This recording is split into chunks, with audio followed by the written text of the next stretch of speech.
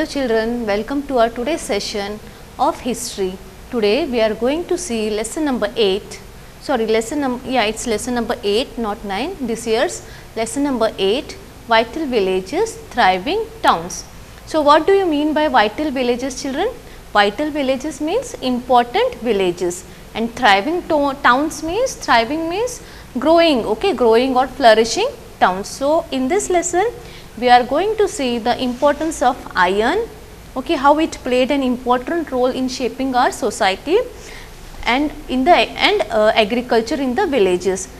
And again in this lesson we are going to see the names of the people, okay, of the village, names of the people, names of by which the people were called in the villages.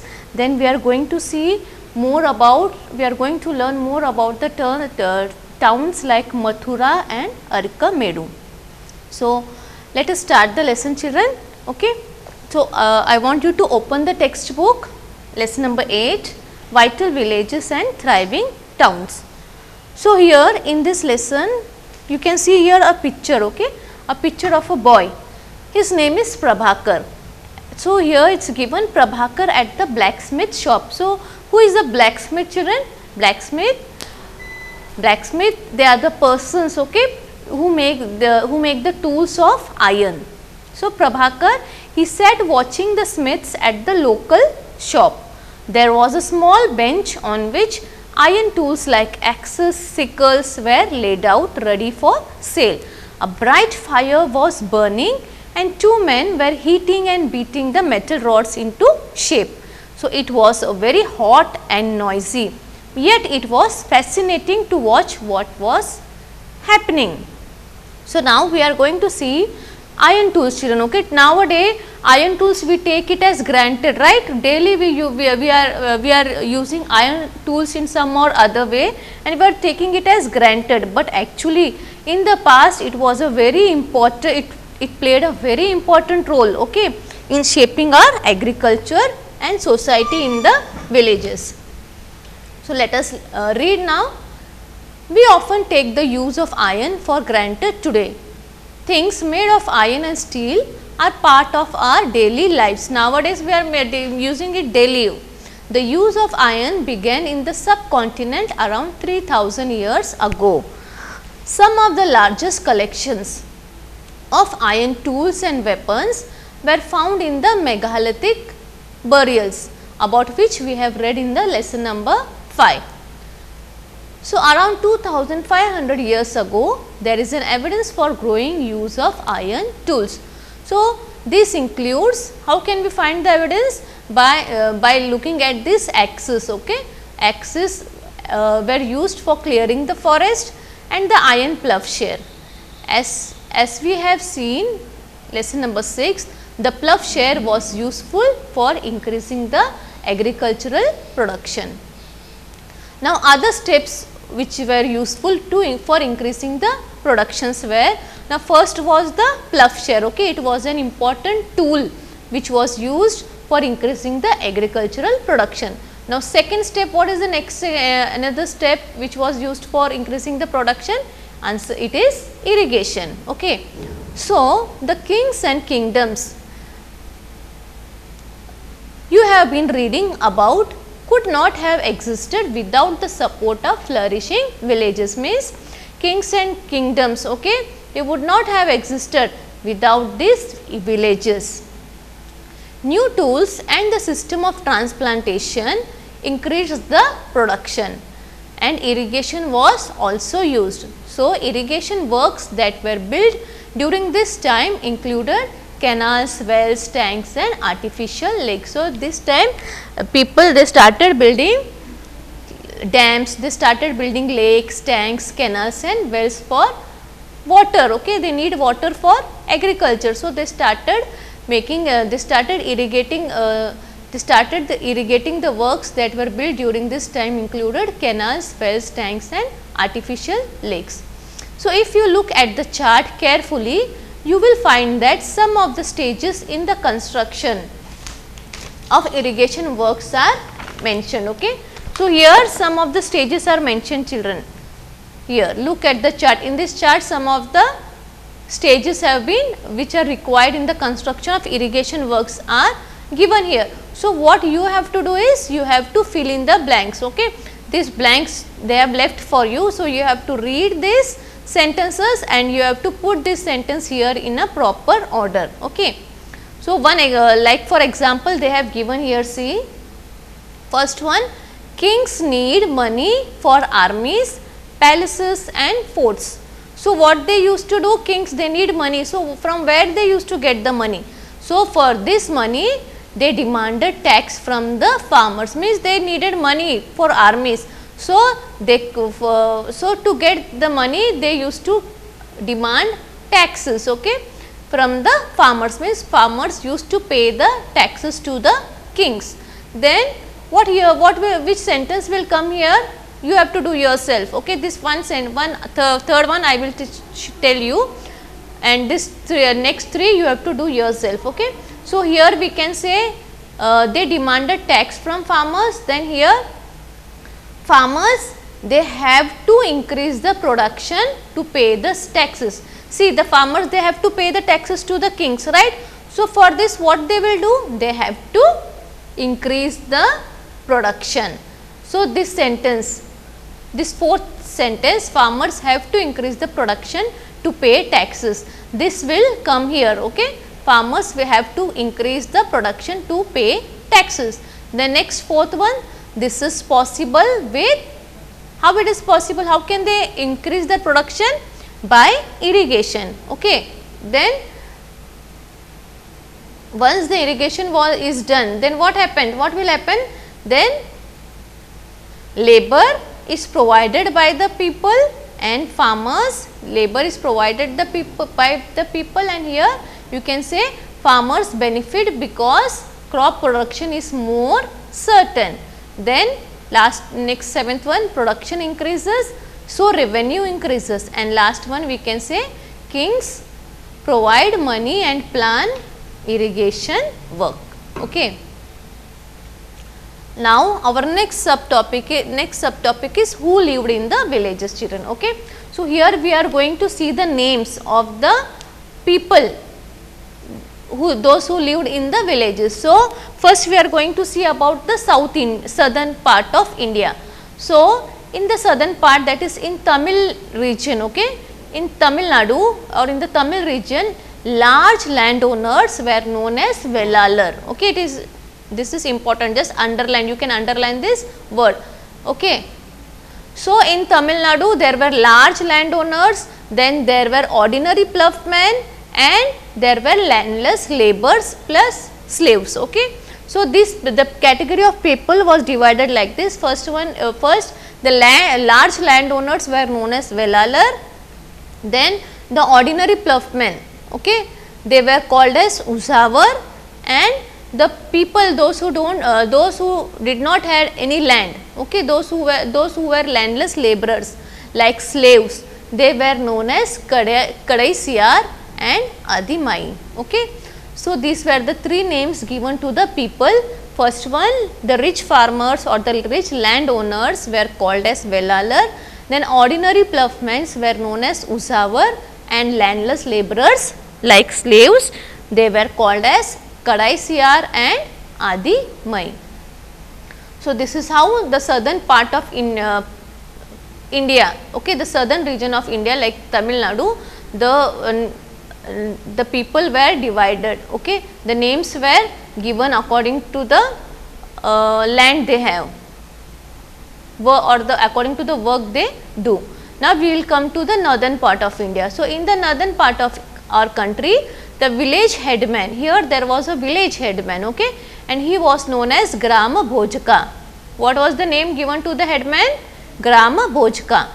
So, usually men from the same family held the position for generation, means if suppose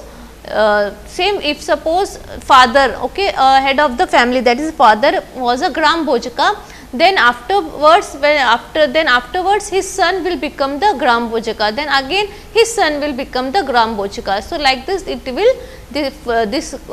will follow generation after generation. So, in other words, the post was the hereditary. The Grambhojka was often the largest landowner. So, who was this Grambhojka? He was the largest landowner. Means in the village, if a person is having a large land, then he was appointed as the Grambhojka or as the head of the village. Then he had slaves and he hired the workers. So, what is the work he used to do? He used to have slaves and he used to hire the workers to cultivate the land. So, besides, as he was powerful, the king often used him to collect the taxes from the village. He also functioned as the judge and sometimes as a policeman. Means so many functions he is performing. See, who? The head of the village, that is Grambhojka. First of all, he is hiring the people, okay, for his work. He is hiring the workers to cultivate the land. Then because he is powerful, the king, what the king uses? The king often used him to collect the taxes from the village. Okay. So, the king, he appoints the Grambhojka to collect the taxes from the farmers. And again Grambhojkas, and what is his another work? He also functions as a judge, okay, and sometimes even as a policeman. Apart from Grambhojka, there were other independent farmers, okay. So, who were the independent farmers? So, these were known as Grihapatis. They were having their own farms. These Grihapatis, they did not work on the farm of this Grambhojka. So, apart from Grambhojka, there were other farmers known as Grihapatis, most of whom were smaller landowners. And then there were men and women such as Dasa or Karmakara, who did not own land and they had to earn a living on the fields of others. Means here again in the northern part of our country, the large landowners were called as Grambhojka. Then the independent farmers were there, those who had small land, they were called as Grihapatis. And third one was the men and women, those who did not have any land, they were called as Dasas or Karmakara, and they used to work on the land of the landowners. In most villages, there were also some craft persons such as blacksmith, potter, carpenter and weaver. Means in most of the villages, apart from these landowners, apart from these farmers, there were also peoples like blacksmith, potter and carpenter and weaver. The earliest Tamil compositions. Some of the earliest works in Tamil known as Sangam literature were composed around 2300 years ago. So, these texts were called as Sangam because they were supposed to have been composed and compiled in the assemblies known as Sangamams of poets that were held in the city of Madurai. So, the terms mentioned above, whatever these names are there, okay, Velalar, Uzavar, Kadaisiyar, Adimai, these terms we can see in Sangam literature. Now, finding about cities, okay. So, how can we find about more about the cities? These we can find out more about the cities by reading the story books, right children, by reading the stories or by the travelers, okay, those who travel from one place to another. Then we can know more about the cities by the sculpture work and by archaeology. So, here you may have heard the name Jatakas.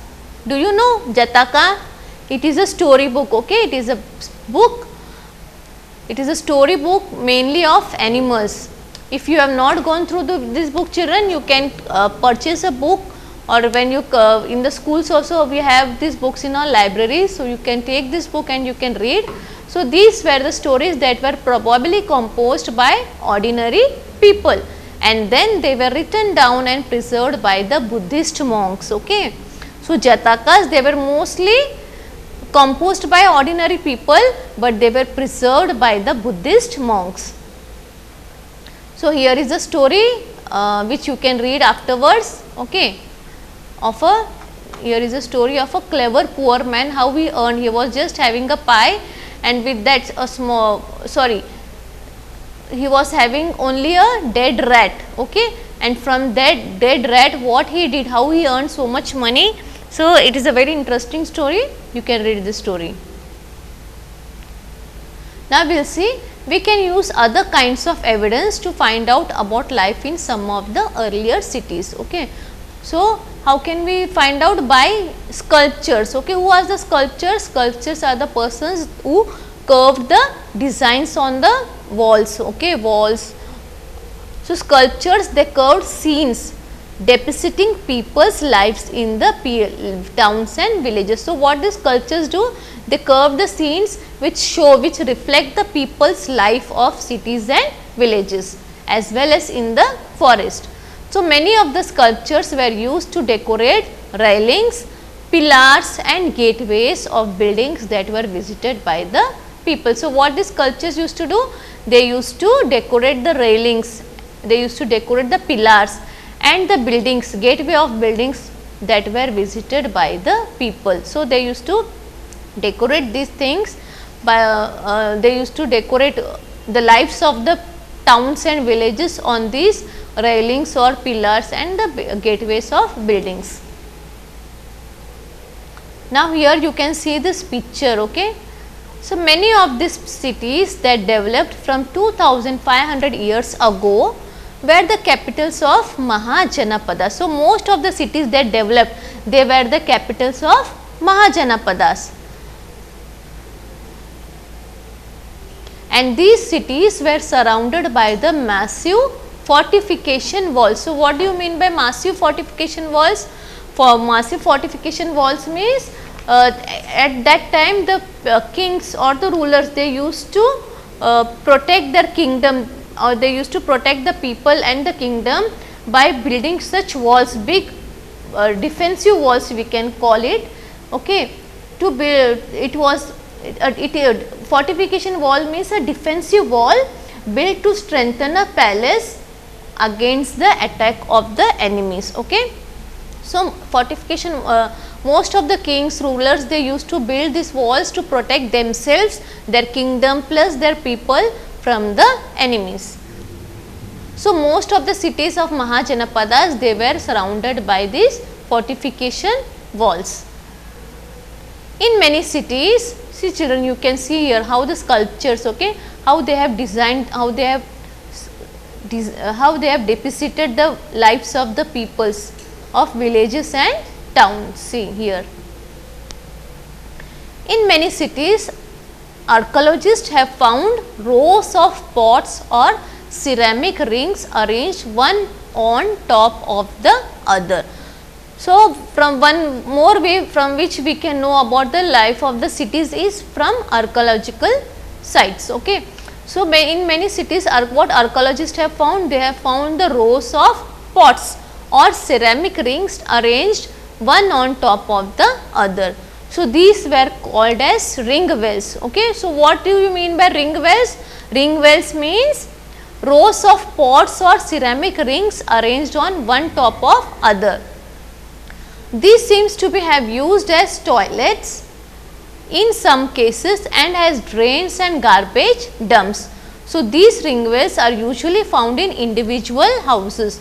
So these ring wells, okay, you can see these ring wells, they were used as a drainage source or they were used as a toilets, and these were found in the individual houses. We have hardly any remains of palaces, markets or homes of ordinary people. Perhaps some are yet to be discovered by the archaeologists. Others made of wood, brick and thatch may not have survived. So what some evidence we are unable to find. Why? Because they must have, they are not survived, they must have means we have not, they must have not survived, okay. So we have not able to find the evidence. So evidence of the homes of ordinary people.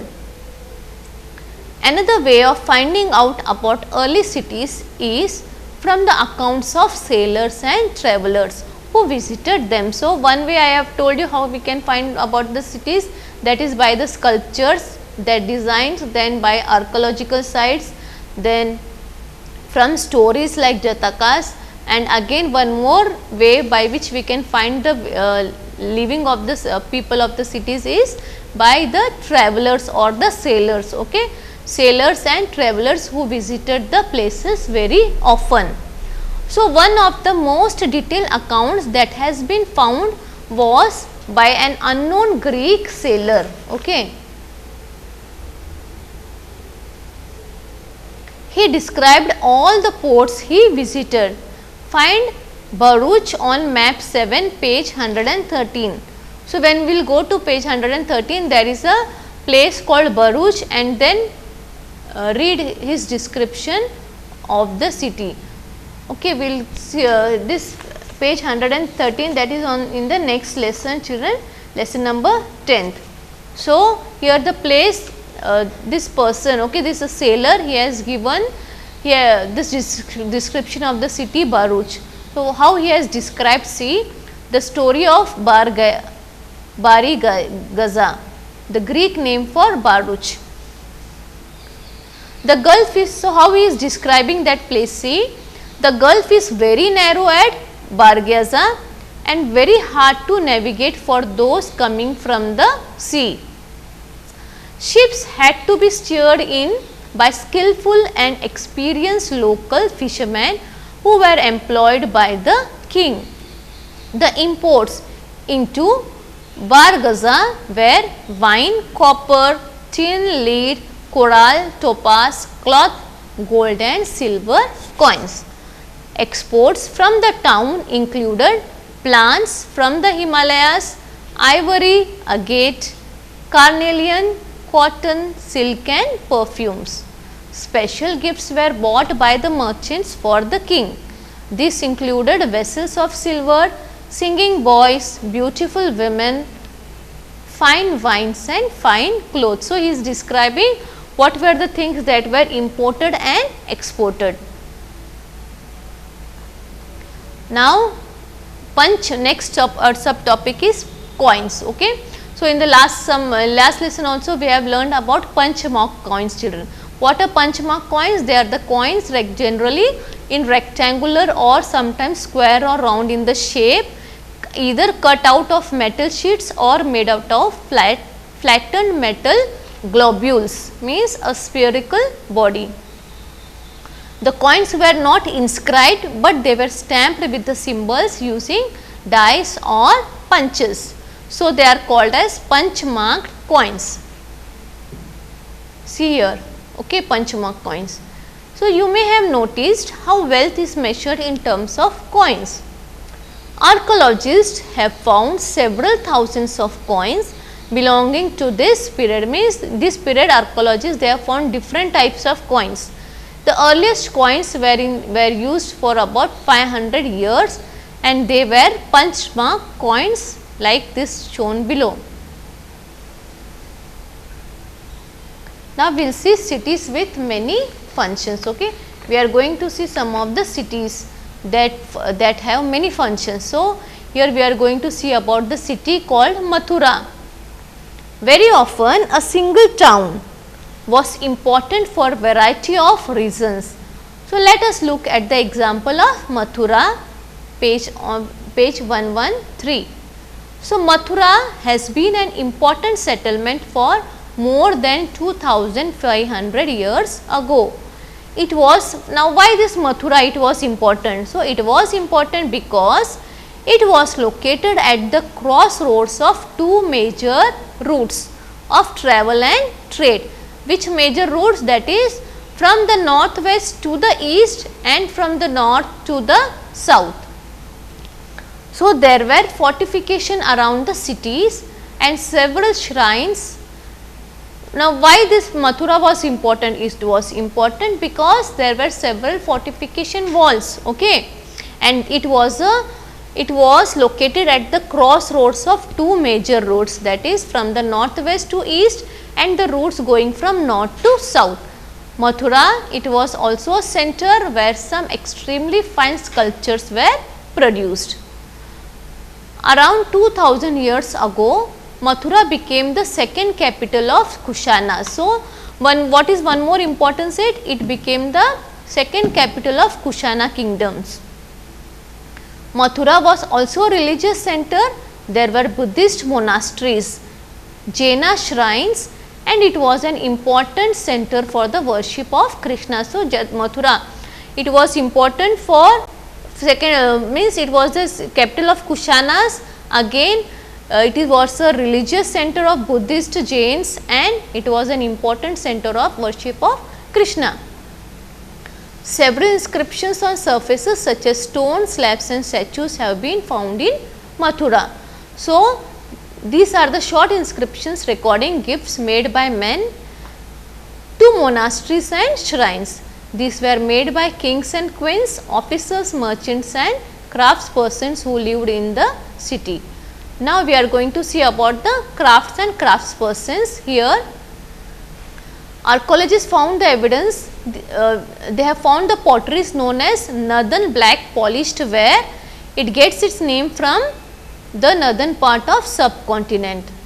So, we know from text that manufacture of cloth was important. So, there were famous centers such as Varanasi in the north and Madurai in the south. Both men and women worked in these centers. Many craftspersons and merchants now form associations known as Shrenis. So, these craftspersons, the association of craftspersons is known as Shrenis. These Shrenis of craftspersons, they provide what they used to do? They used to provide the training, procured raw materials and distributed the finished goods.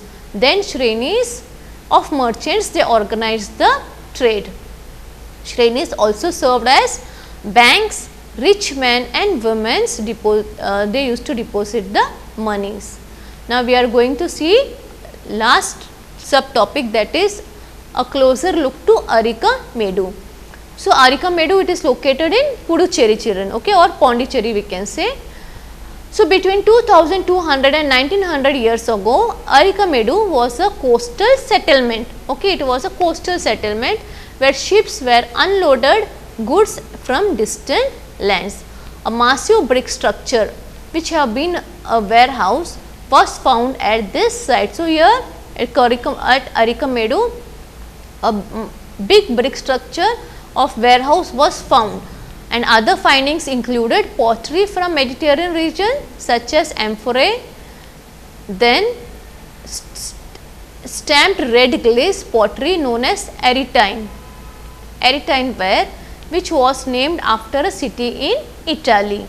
This was made by pressing wet clay into a stamped mold. There was yet another kind of pottery which was made locally, though Roman designs were used. So, Roman lamps, glasswares and gems have also been found at these sites. Okay. So, that is why Arika Medu, it was an important town. Small tanks have been found that were probably dyeing vats used to dye the cloth. There is a plenty of evidence for the making of beads from semi-precious stones and glasses. Here you can see, children, Tamil Brahmins inscriptions written on these stones. Okay. This is an importance here in this table. This is the one of the oldest city, okay, of Rome in Europe and developed around the same as the times in Ganga valley. Here Rome was the capital of one of the largest empires, one that spread across Europe, North Africa and South and West Asia. Augustus, one of the important emperor who ruled 2000 years ago, what he said? He said that he found Rome as a city of brick, but then he made it into a city of marble, and later on other rulers, they built temples and palaces. Thus, they built huge amphitheatres, open arenas surrounded by tiers or seats where citizens could watch all kinds of shows, and public baths where people met and relaxed. So, huge aqueducts, channels to supply water were built to bring water to the city for the baths and fountains and toilets. So, this is a place of Rome. Children, now we are going to see, now your lesson is over, we are going to see the fill in the blanks. Okay. So, first one, dash was the word used for large landowners, answer is Vellalar. The Gram Bojka often got his cultivated land by slaves and hired workers. Third one is ploughmen were known as uzavar and most grihapatis were the small land owners. Okay. Now MCQs, ring wells were used for drainage. Okay, put here tick mark, drainage. Punch mark coins were made of, punch mark coins, they were made of silver. Okay, silver is your answer.